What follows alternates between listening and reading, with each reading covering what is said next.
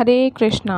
स्वागत है आपका मेरे चैनल विष्णु लोक में। तो आज के इस वीडियो में हम जानेंगे देवशयनी एकादशी व्रत कथा के बारे में और इसके महत्व के बारे में। देवशयनी एकादशी को हरिशयनी एकादशी भी कहा जाता है।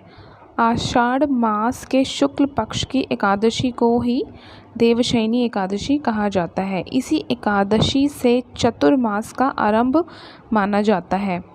इस अवधि में कोई भी शुभ कार्य, विवाह आदि नहीं किया जाता। मान्यता है कि इस दिन से भगवान श्री हरि विष्णु क्षीर सागर में शयन करते हैं और फिर 4 माह के बाद उन्हें उठाया जाता है।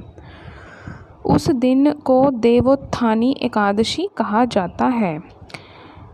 इस एकादशी की व्रत कथा इस प्रकार है।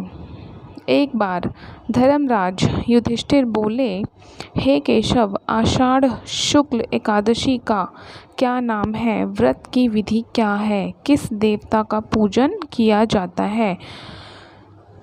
श्री कृष्ण बोले, हे युधिष्ठिर, जिस कथा को ब्रह्मा जी ने नारद जी से कहा था वही मैं तुमसे कहता हूँ। सतयुग में मंधाता नामक एक चक्रवर्ती सम्राट राज्य करते थे। उनके राज्य में प्रजा बहुत सुखी थी, किंतु भविष्य में क्या हो जाए यह कोई नहीं जानता। अतः वे भी इस बात से अनभिज्ञ थे कि उनके राज्य में शीघ्र ही भयंकर अकाल पड़ने वाला है। उनके राज्य में पूरे 3 वर्ष तक वर्षा न होने के कारण भयंकर अकाल पड़ा। इस अकाल से चारों ओर त्राही त्राही मच गई। धर्म पक्ष के यज्ञ, हवन, पिंडदान, व्रत आदि में कमी हो गई। जब मुसीबत पड़ी हो तो धार्मिक कार्यों में प्राणी की रुचि कहाँ रह जाती है। प्रजा ने राजा के पास जाकर अपनी वेदना की दुहाई दी। राजा तो इस स्थिति को लेकर पहले से ही दुखी थे। वे सोचने लगे कि आखिर मैंने ऐसा कौन सा पाप कर्म किया है जिसका दंड मुझे इस रूप में मिल रहा है। फिर इस कष्ट से मुक्ति पाने का कोई साधन करने के उद्देश्य से राजा सेना को लेकर जंगल की ओर चल दिए।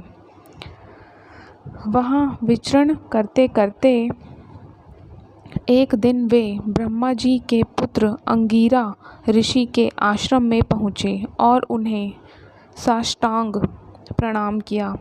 ऋषिवर ने आशीर्वाद वचनों के बाद कुशल क्षेम पूछा। फिर आश्रम में आने का प्रयोजन जानना चाहा।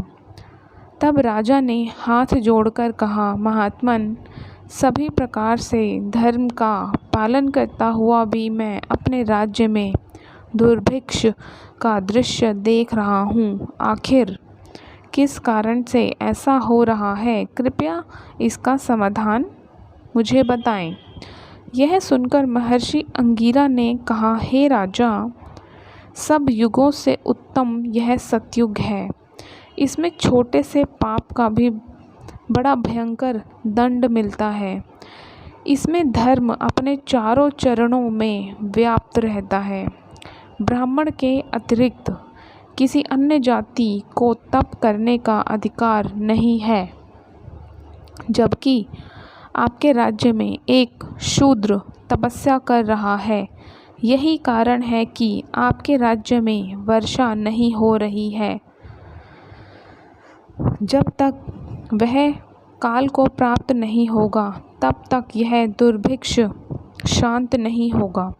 दुर्भिक्ष की शांति उसे मारने से ही संभव है, किंतु राजा का हृदय एक निरपराध शूद्र तपस्वी का शमन करने को तैयार नहीं हुआ। उन्होंने कहा, हे देव, मैं उस निरपराध को मार दूं, यह बात मेरा मन स्वीकार नहीं कर रहा है। कृपा करके आप कोई और उपाय बताएं। महर्षि अंगिरा ने बताया, आषाढ़ मास के शुक्ल पक्ष की एकादशी का व्रत करें। इस व्रत के प्रभाव से अवश्य ही वर्षा होगी। राजा अपने राज्य लौट आए और देवशयनी एकादशी का विधि पूर्वक व्रत किया। व्रत के प्रभाव से उनके राज्य में मूसलाधार वर्षा हुई और पूरा राज्य धन धान्य से परिपूर्ण हो गया। ब्रह्मा वैवर्त पुराण में देवशयनी एकादशी का विशेष महात्म्य का वर्णन किया गया है। इस व्रत से प्राणी की सभी मनोकामनाएं पूर्ण होती हैं। हरे कृष्णा। आशा करती हूँ आपको वीडियो पसंद आया होगा। वीडियो पसंद आए तो वीडियो को लाइक ज़रूर करें और मेरे चैनल को सब्सक्राइब करें। हरे कृष्णा। धन्यवाद।